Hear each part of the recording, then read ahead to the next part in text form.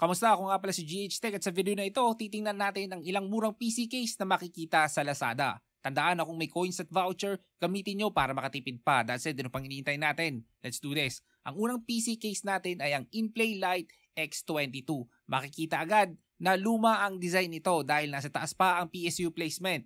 Personal ko lang obserbasyon, hindi ito ideal, lalo na kung mainit ang CPU mo at hindi maganda ang airflow dahil ang init ay papasok sa PSU at posibleng makaapekto sa lifespan nito. Ang maganda sa PC case na to ay mura siya, pero kung ako sa'yo, ang susunod na PC case ang piliin mo. Ang pangalawang PC case natin ay ang YGT Case N195. Para sa akin, ito ang pinakasulit sa mga pinakamurang options. Nasa baba ang PSU, kaya hiwalay ang init ng CPU at GPU. Simple pero functional ang airflow basta may sapat na fans.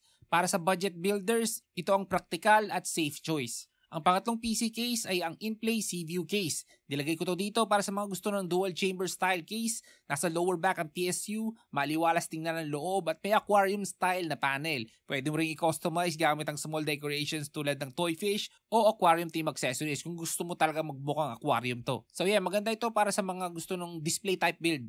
At ang pang-apat na PC case ay ang PC Cooler Game 2. Ito ang pinakamalaki sa list. Kayang mag-fit ng 160mm air coolers at mas malaking components. Mas mataas ng kaunti ang presyo of course, pero may kasama ng free fan at may selectable RGB lighting sa harap. Maluwag ang space kaya okay para sa mga mahahabang GPU at EIO radiators. Para sa may plano mag-upgrade sa future, mas flexible ang option na to.